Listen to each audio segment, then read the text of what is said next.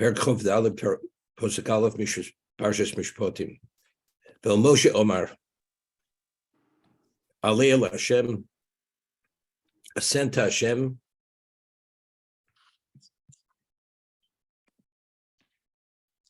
There's a concept in Torah. It's called Emudim Muchavet Torah. The Torah not always writes in a sequential manner, because clearly what the Torah says now is before the Aser Sadibros. We already had a Parshas Yisro. We heard the Aser Sadibros, and this, what we speak about right now, this is before the Aser Sadibros. So sequentially, this is not in order. El Moshe Omar, Alei El Hashem. He says to Moshe, ascend to God. Ato v'Aaron, Nodav v'Avihu, you and Aaron, Nodav and Avihu, v'shiv miziknei Yisrael, v'shtachvisem mirochok,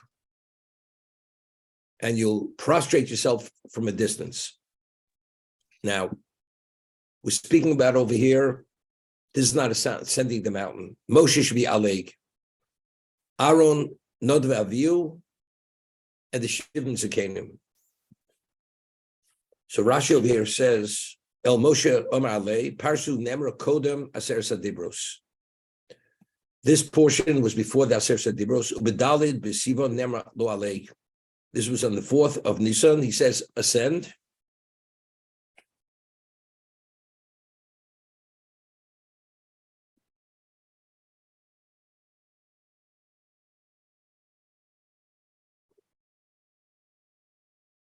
V'nigash Moshe Levado El Hashem, and only Moshe himself would approach Hashem. But they should not come close.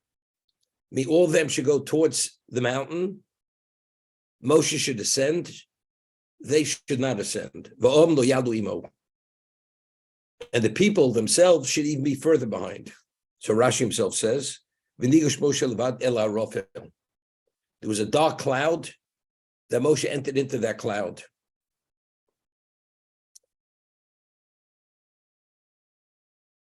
But the other Moshe, the Sapelom, is called Divri Hashem. They is called Mishpatim. These are pre-Sinai. Moshe came and said to them all the words of Hashem. What words of Hashem? This is before the Aser Sadibros. What is he telling them? And all the Mishpatim, all the laws. Vayan Cholom. And the people say, Kol Echad, in unity. Whatever Hashem says, we will do. Meaning, at this point, they don't know the extent of the obligation, what's coming. This is pre-Sinai, pre-Moshe ascending the mountain to get the Aser Sadibros. As Rashi said, this is on the 4th day of Sivan. And Moshe comes and he tells them over all Divrei Hashem, they call him Mishpatim. So Rashi says, what did he tell them? Vayavu Moshe bo b'yom. He came out of the cloud and he said to them, Es kol Divrei Hashem, what are the words of Hashem? Mitzvahs Prisha v'Agbolah. What's the Mitzvah Prisha? 3 days before the Torah was given at Sinai, the men and women, they had to separate from one another because they cannot be in a contaminated state when the Torah is given at Sinai. V'Agbolah. Agbolah means the setting boundaries that they're not permitted to approach the mountain.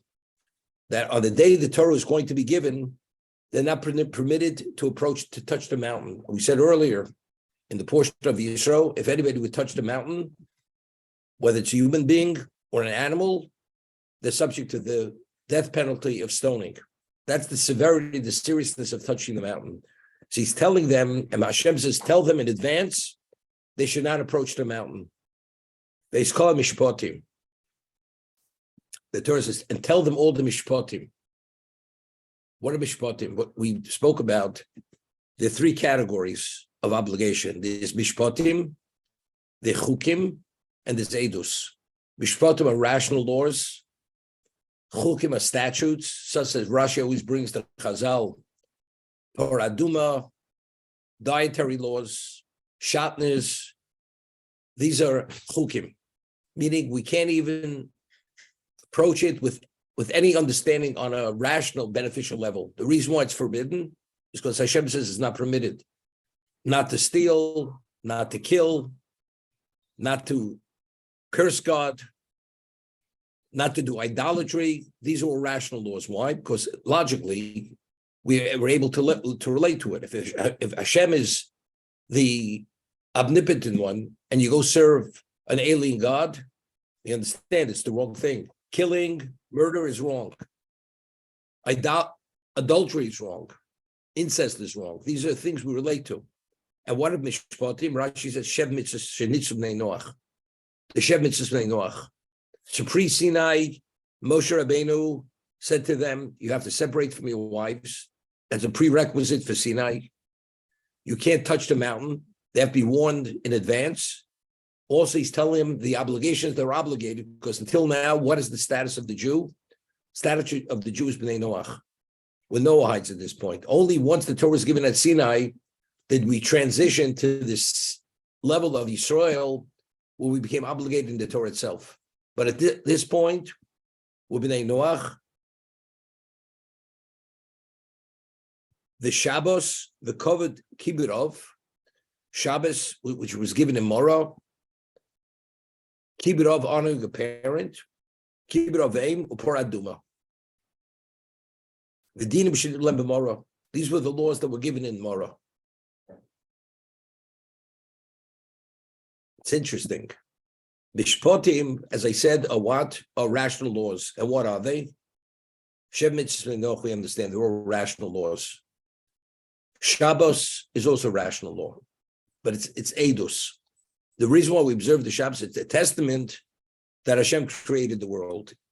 Created the world 6 days, or the 6 days of creation. On the 7th day, he refrained from creation. Kibbutz Avim is also rational law. As the Mishnah tells us in Bava Metzia, that although a person has an obligation to return the lost article of a Jew, but if he finds the lost article of a third party and lost article of his father, of his parent, which one does he have to return first? Which one has priority? The lost article of a parent. Why? Because just as based on the principle of beholdenness, since your parents brought you into an existence and whatever you have is only due to your parents, so the obligation to return the lost article of a parent takes precedence over returning a lost article to a third party. So that's also, it's rational. As they say, it makes sense. But essentially, the last law, the paraduma, one of the laws that was given at Morah was paraduma. Paraduma is the ultimate statute. And although it's the ultimate statute, it's included in Mishpatim. He told him over, you should tell him over the Mishpatim. So you're going to say maybe because the vast majority of what he's telling over are all rational laws, because everything other than paraduma is rational. Paraduma is the ultimate statute. And yet, for some reason, it's included in what? In Mishpatim. I mean, how do we understand this? Mishpatim, so you'd say it's the vast majority. The vast majority telling you of is Mishpatim. One of them is what happens to be paraduma, which is the most extreme level of chok, of statute, that even Shlomo did not understand.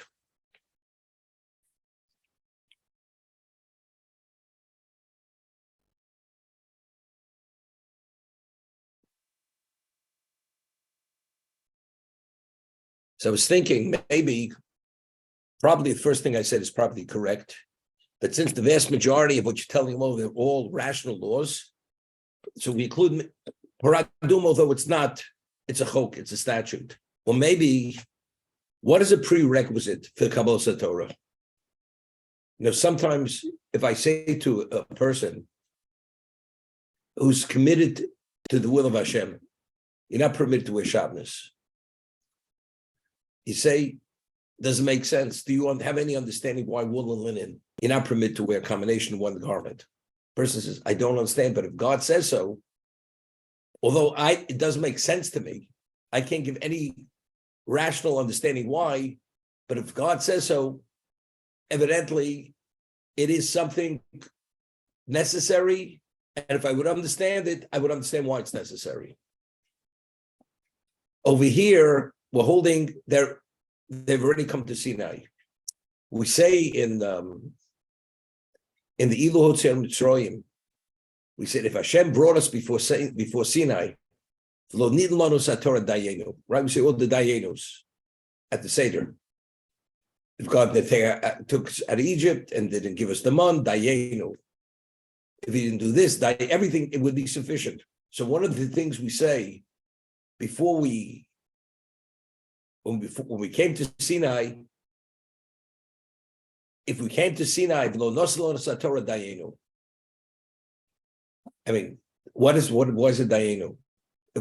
He took us to Sinai, and even if he didn't give us the Torah, it's Dayenu. So what's the value of coming to Sinai? Now, what did they witness at Sinai? At Sinai, that was the location. This is pre the Shekhinah, God bringing heaven to earth. There was a level of aura, there was a level of sense of Kedusha that even though the Torah was not given, they were still Edom Tzuvosa, they were not obligated. But being impacted by that setting, it was worthwhile. Because we became upon certain understandings and sensitivities that if we wouldn't have been standing at Sinai, we wouldn't have had those sensitivities. So therefore, even the Chok, even the Porah Aduma, standing in that setting, something it makes sense. Even the Chok starts making sense. Factually, it's Mishpatim, the majority. One is a Chok, the most extreme Chok. But standing at Sinai, being exposed to that level of Kedusha, of God's presence, although he didn't descend yet, that itself even gives the Chok a rational side to it, a rational component that it's called Mishpat. That's what I was thinking.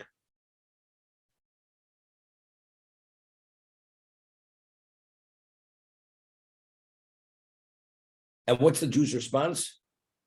Hashem naseh. Whatever God says, we will do. Vayichtav Moshe es kol divrei Hashem. Moshe writes all the words of Hashem. What did he write? I mean, the Torah wasn't given yet. The Sefer Dibros was not given yet. So Rashi says, what's it Yichtov? Mibreshis ad matan Torah, because of mitzvah shinstav b'morah. Moshe recorded everything, what we have from Bereshis until Kabbalah Torah, he wrote. And he wrote the mitzvahs which were given out in Morah.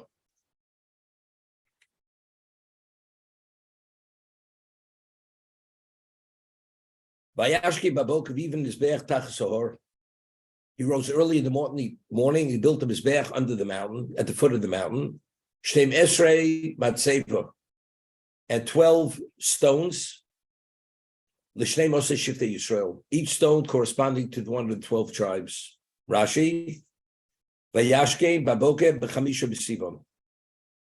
This is on the pasuk that said initially, when they all approached the mountain, Moshe Nodu Avihu Shivim Zakenim, that was on the 4th of Sivan. Next day, it's Vayashkim Baboker. This is on the 5th of Sivan, when he built the Mizbeach.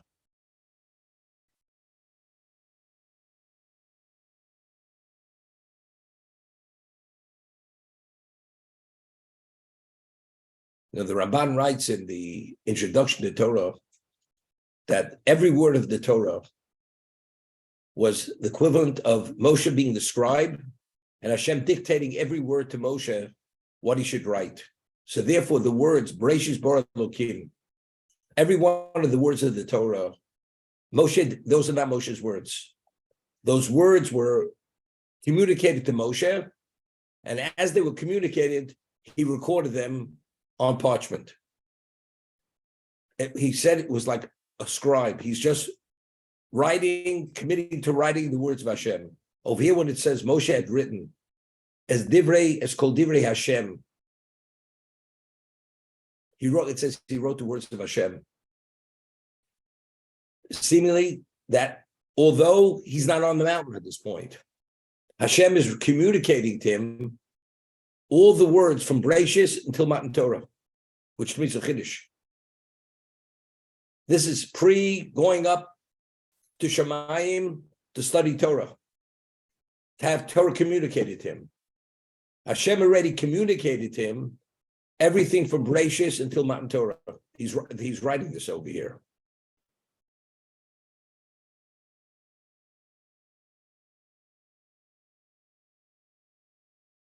Second,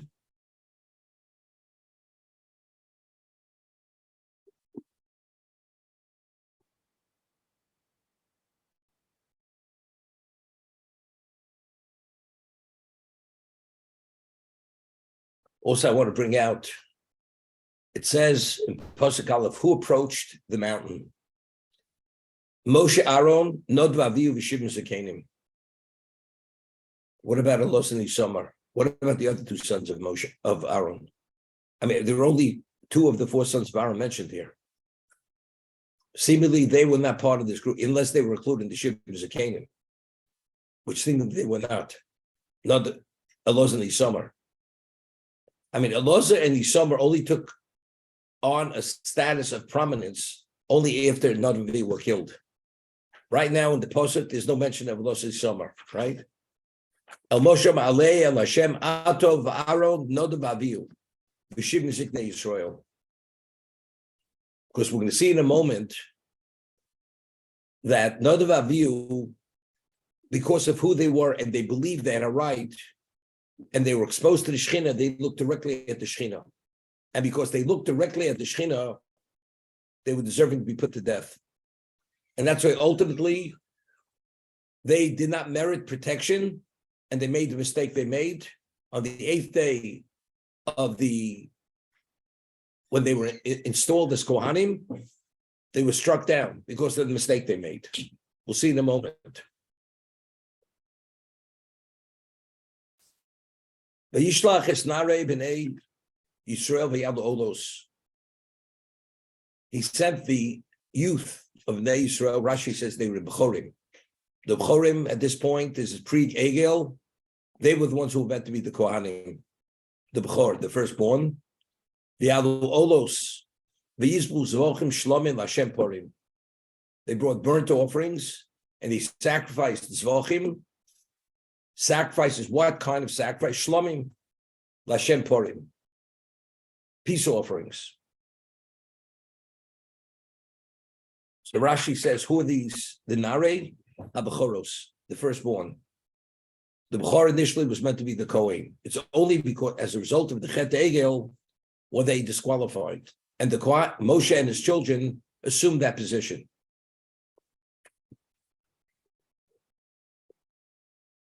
Moshe took half of the blood, he put it into like a receptacle. And half of the blood he sprinkled on the Mizbeach. Sefer Abris. He took the book of the covenant. Now Moshe had recorded something. It said earlier he had written the word of Hashem from Bereshis until through Morah. So he took what he had written, that's called the Sefer Abris, Vayikra Bosneom, and he read what he had written. Vayomru, and they said, Shediber Hashem Nasev Nishma. This is called the book of the Bris. This is the first time it says Nasev Nishma. We will do and we will listen. This is the great statement which Hashem, when he heard Klal Yisrael say this, he said, Mi gilo razel labonai. Who revealed the secret to my children? They speak like angels. Rashi, Sefer Abrish, Mibrachis, and Matan Torah, Umitzvah, Mitzvah Shinstav Memorah. That's called the Sefer Abrish. That was the book of the covenant. They had no idea of what was coming down the pike. At this point, as it says, Bereshis through the 7 mitzvahs of Noach and the mitzvahs they were given Morah. He read the Sefer Abris. This is the Dvar Hashem. So evidently, we see Moshe had recorded something, the words of Hashem, although he didn't ascend yet to Shemayim.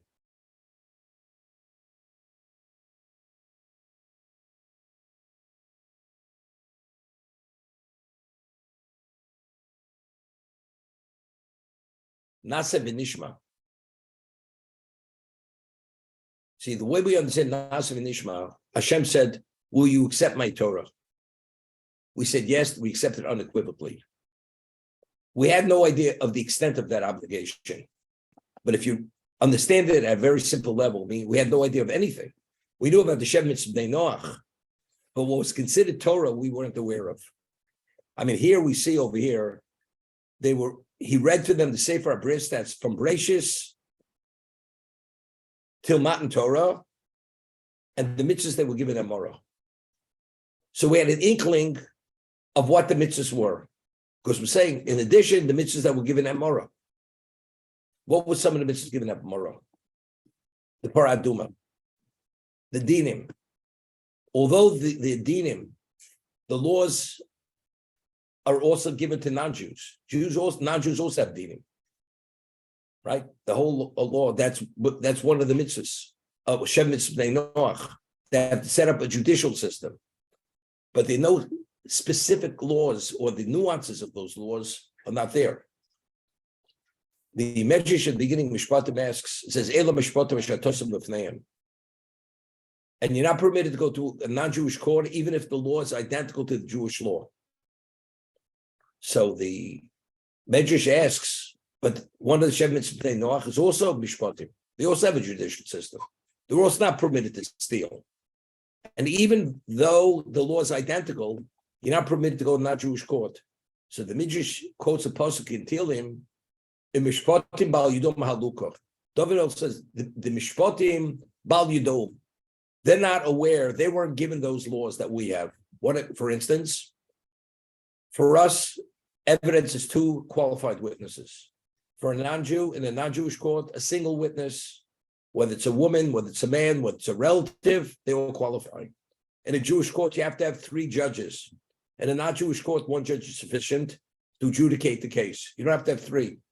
All these nuances of difference, these are the mishpatim we have, they don't have. So what we were told, the Sefer HaBris, and then we have Paradum on top of it. So we already have an inkling of what it is. We accepted at Morah, we already knew there's such a thing as chukim. See, if you're not aware of there is such a thing as chukim, so then you say it's a surprise. It's more of the same. To what extent, we have no idea. But we already had the profile of what obligation is. Obligation is rational and laws which are statutes, which can't even approach it. Shabbos, it's edus. Shabbos is a testament that God created the world. That's what we were told. As a result of that, we said Nasa v'nishma.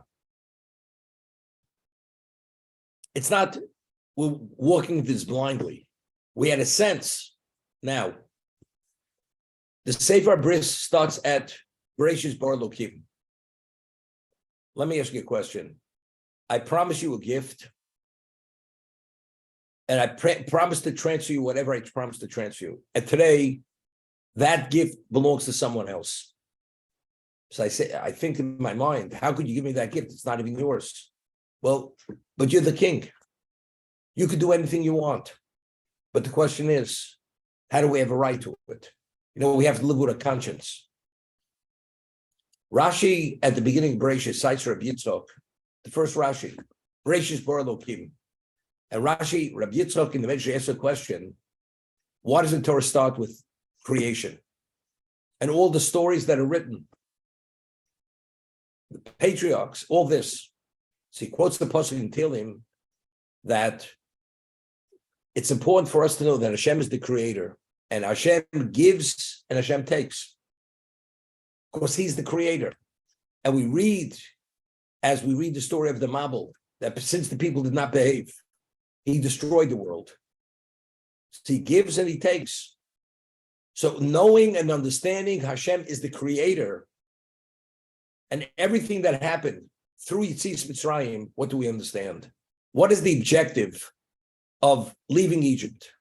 To go to Sinai, receive the Torah, become the Am Hashem, and ultimately go to Eretz Yisrael. Because that is the location we have to observe the Torah. That's the ultimate location. As the Gemara tells us, Kol hadar b'chutz lo yiskein lo eloka. You live outside of Eretz Yisrael, it's like you have no God. Meaning, the only location we have a direct relationship with Hashem is only in Eretz Yisrael. Every other part of the world is under the domination or the domain of the archangels of the nations of the world. Eretz Yisrael has no archangel. Klal Yisrael has no archangel. We have a direct relationship with Hashem. So what is the location which we're meant to be to fulfill the Torah, Eretz Yisrael? So we already understand who's speaking to us, the Creator. He's reading from Bereshis until this point. What does that say, and what do we understand from all that? God can do anything he wants. God overrides every system. God is not locked into any system. The Ramchal writes that what did Paro believe? Although he may believe that initially he was a creator, but he didn't believe God was the Almighty, meaning that he could override the systems. He can't override the zodiac. God is locked into his own creation. What we learned from that record, the Sefer Bris from Bereshis through Yitzis Mitzrayim till this moment, God is not bound by anybody. The Ramchal says God is the system. It's not God created a system and he's subject to the system. Every moment he wills that system. And because he wills the system every moment, when he chooses that system should not be in effect, the system has no relevance. Therefore, he took us out of Egypt, regardless of what the Zodiac said, regardless of all these powers, because these powers are only powers because he willed they should be as they were. So this was pre-Sinai. So when we hear all this, what do we say? We say Nasa Nishma. That's what we say. Now, we had said, I could retell you a story from Bereshis until now. That's what you're telling me. But how do I know? How do I know that what the record that you're reading to me is true and accurate? Moshe's telling us, Bereshis bar Elokim. How do we know that? Well, it's part of our tradition. But how do we know that? How do they know that? You know how they know that? And I pointed this out. What happened at Kriyas Yapsuf? It says, what the maidservant saw at the sea, Yecheskel Navi did not see. What did she see? She said, God's presence was so palpable, she was able to point with her finger. But what did she see? What did she see that Yecheskel Navi did not see? You know what she saw and what we saw? We saw the Malchus Shamayim. We saw God's kingship. When God reveals his kingship to you, which even Yecheskel Navi did not say. What does that say? Who is God? Hashem Yimloch L'olam Voed.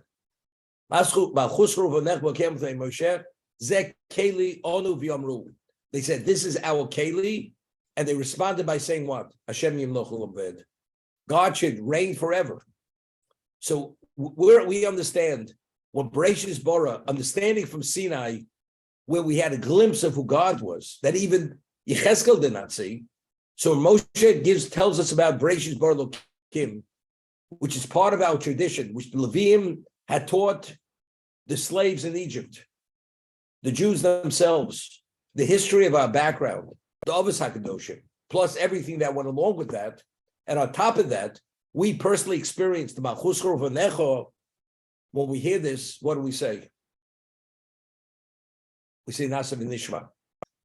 So there is a background here. It's not we come to Sinai and we say Nasa V'Nishma. We already have a degree of orientation. Hashem has a very strong credibility with us because we saw at Sinai, besides what we experienced, the Kriyas Yamsuf, we had Morah, we had all these other things. Therefore, we understand that God is the creator. If God is the creator and he's offering us his Torah, and we know he can deliver because he gives and he takes, and therefore we're going to Eretz Yisrael, and he's given us the land of the 7 nations of Canaan, there's no guilt conscience here. The reason why he's taking it from them, because God creates, he gives and he takes. And he has the right to say they deserve to be destroyed because they're unworthy and they have a representation of evil. Therefore, it's called Sefer Abris. This, when we heard the Sefer Abris, which contains all this information, which is the Dvar Hashem, as a result of that, we said Nasa v'Nishma.